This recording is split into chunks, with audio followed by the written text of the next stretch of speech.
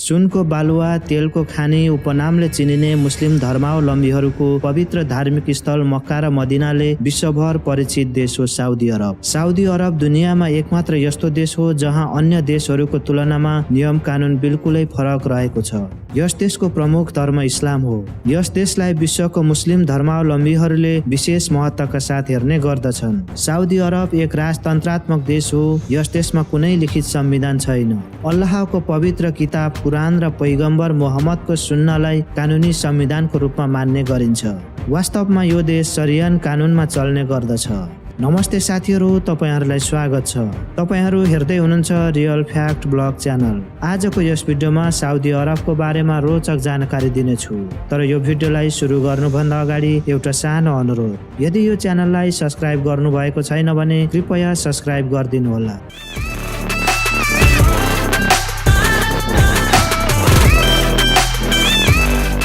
Saudi Arab संसारको एक समृद्ध र प्रगतिशील मुलुक भए तापनि यस देशको नियम कानुन अन्य देशहरूको भन्दा बिल्कुलै फरक रहेको छ। यो देशको नियम कानुन यस्तो कडा रहेको छ जहाँ कसैले पनि मानव अधिकारको उल्लङ्घन गर्न सक्दैन। पश्चिमी एसियामा अवस्थित साउदी अरब देशलाई किङडम अफ साउदी अरेबिया नामले पनि चिन्ने गरिन्छ। यस देशको राजधानी रियाद हो। साउदी अरबको प्रमुख ठूला सहरहरू रियाद, मक्का, मदिना, जेद्दा, दमाम, ताइब, खोबर, ताबुक आदि हुन्। क्षेत्रफलको हिसाबले साउदी अरब 13औं सबैभन्दा ठूलो देशको रूपमा चिनिन्छ। यसको कुल क्षेत्रफल 21,50,000 वर्ग किलोमिटर रहेको छ। साउदी अरबको 95% भाग मरुभूमिले ओगटेको छ। साउदी अरब मरुभूमिको देश भए तापनि यो देशको प्रमुख आर्थिक स्रोत पेट्रोलियम पदार्थ र प्राकृतिक ग्यासको उत्पादनलाई मानिन्छ। अर्को कुरा, यो देश एउटा यस्तो देश हो जहाँ एउटा पनि नदी नाला र ताल छैन। त्यसैले यो देशमा पानीको महत्त्व धेरै रहेको छ। पिउनको लागि पानी जमिन मुनिबाट निकाल्ने गरिन्छ र समुद्रको पानीलाई पनि प्रशोधन गरेर प्रयोग गर्ने गरिन्छ। तपाईहरुलाई सुन्दा अचम्म लाग्न सक्छ, तर यो कुरा वास्तविक हो। साउदी अरबमा पानी भन्दा तेल सस्तो मूल्यमा पाइने गर्दछ। साउदी अरबको दुई सहर मक्का र मदिनालाई मुस्लिम धर्मावलम्बीहरूको प्रमुख धार्मिक स्थलको रूपमा मान्ने गरिन्छ।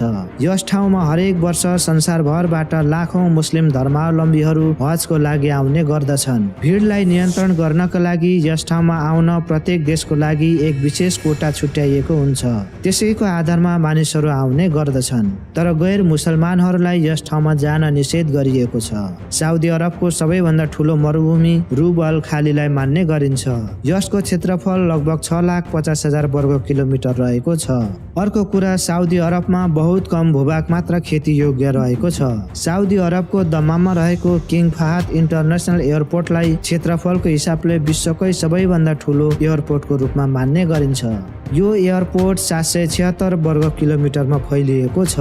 साउदी अरबका जनताहरूका लागि निशुल्क स्वास्थ्य सेवाको सुविधा र विश्वको उत्कृष्ट र आधुनिक बैंकिङ सेवाहरू उपलब्ध रहेको छ।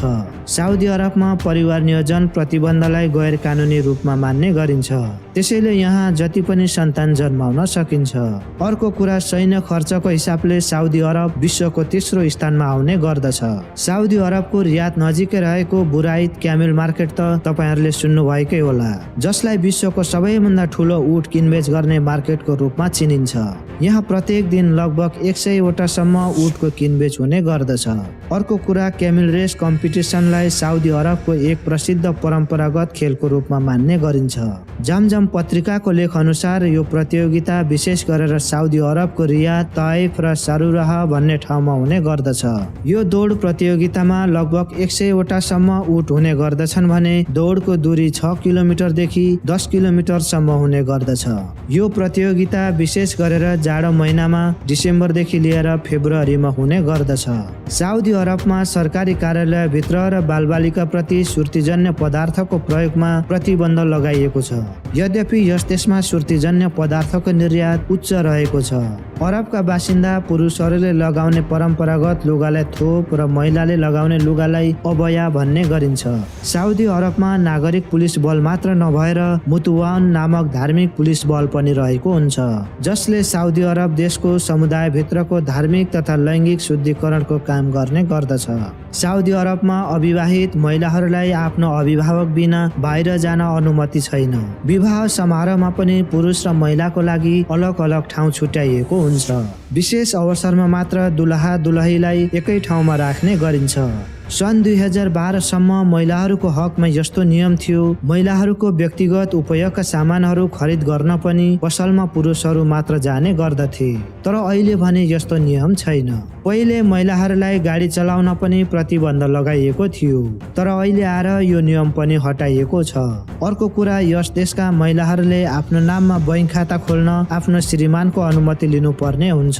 साउदी अरबमा सरकारी भवन, सरकारी ठाउँमा फोटो खिच्न, भिडियो बनाउन कडा प्रतिबन्ध लगाइएको छ। झुकिएर यो कार्य गरियो र प्रहरीले देखेमा कारबाहीको भागीदारी बन्नुपर्ने हुन्छ। यस देशमा 80% कामदारहरू बाहिरी मुलुकका रहेका छन्। यी कामदारहरूले विशेष गरेर तेल, ग्यास र कन्स्ट्रक्सन सम्बन्धी काम गर्ने गर्दछन्। साउदी अरब महिलाहरूलाई मतदान गर्न स्वतन्त्रता दिएको अन्तिम देशको रूपमा चिनिन्छ। यस देशको महिलाहरूलाई पहिलोचोटि मतदान गर्न सन् 2015 मा दिइएको थियो। अर्को कुरा, मृत्युदण्ड दिने देशहरूमा साउदी अरब चौथो स्थानमा आउने गर्दछ। यो देशमा बङ्गुरको मासु खानु, मदिरा पेय पदार्थको प्रयोग तथा बेचबिखन गर्नु गैर कानुनी मान्ने गरिन्छ। विश्वमा प्राय सबै देशमा प्रेम जोडीहरूले भ्यालेन्टाइन डे मनाउने गर्दछन्। तर साउदी अरब एउटा यस्तो देश हो जहाँ भ्यालेन्टाइन डे मनाउन सख्त मनाही छ। भ्यालेन्टाइन डे को अवसरमा मुटुको आकारको सामान बेच्न पनि प्रतिबन्ध लगाइने गरिन्छ। साउदी अरबमा नमाजको समयमा पुरै पसल बन्द हुने गर्दछ।